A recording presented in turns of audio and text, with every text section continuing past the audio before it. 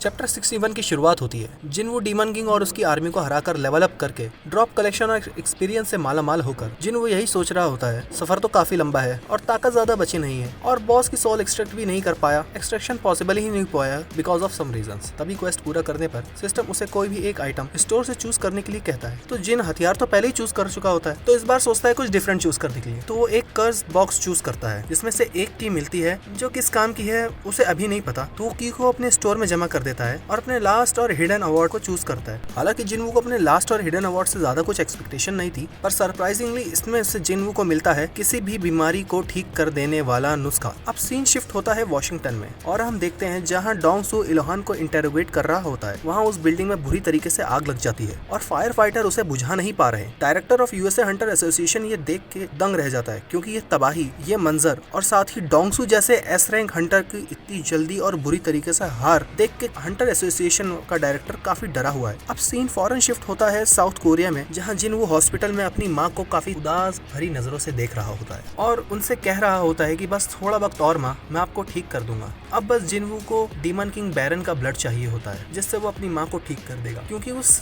नुस्खे में 3 चीजें चाहिए होती हैं जिसमें से 2 ऑलरेडी जिन जमा कर चुका है और उसे सिर्फ एक और चीज की जरूरत है। तो अब उससे इंतजार नहीं हो रहा होता है। अब सीन शिफ्ट होता है नेक्स्ट डे इवैल्यूएशन सेंटर में, जहाँ वही 2 लोगों को हम देखते हैं जो रेड गेट इंसिडेंट के बाद जिनवू को ढूंढने निकले थे, उसकी इन्फॉर्मेशन कलेक्ट कर रहे थे, उसके बारे में पता लगा रहे थे। वही दोनों बैठकर अपने ऑफिस में टीवी पर यूएसए हंटर ब्यूरो में लगी आग की न्यूज देख रहे होते हैं, जहां रिपोर्टर बता रहा होता है कि अफवाहों की माने तो ये आग 2 एस रैंक हंटर्स की लड़ाई की वजह से शुरू हुई। मतलब इल्हान और डोंगसू दोनों का ही नाम अभी तक रिवील नहीं करा है और इल्हान कहाँ से आया है, कौन है और इसकी इन्फॉर्मेशन अभी रिवील नहीं करी गई है, उसे अभी तक छुपा के रखा गया है। वहाँ जिनवू अपनी रैंक रिवैल्यूएशन के लिए आ जाता है और असिस्टेंट मैनेजर जंग, जिसको नहीं पता होता कि जिनवू आया है, वो अपनी कलीग से काफी अकड़ और ऐट में कह रहा होता है कि ये छोटी रैंक वाले हंटर अपनी रैंक से पता नहीं कब सेटिस्फाइड होंगे, बार बार आ जाते हैं अपनी रैंक रिवैल्यूएशन कराने के लिए रीअवेकनिंग का बहाना बनाकर। जाओ कह दो उस हंटर से कि इस रिवैल्यूएशन का पूरा खर्चा वो अपनी कॉस्ट से प्राइवेटली खुद कवर करेगा। तभी वो फॉर्म में जिनवू का नाम देखता है और फौरन white tiger guild master back को खबर देता है। ये खबर मिलते ही बैक के कान खड़े हो जाते हैं। हालांकि चैप्टर तो यहीं खत्म हो गया, पर मैं ये और बताना चाहूंगा कि बैक इस वक्त डेस्परेटली चाहता है कि जिनवू उसकी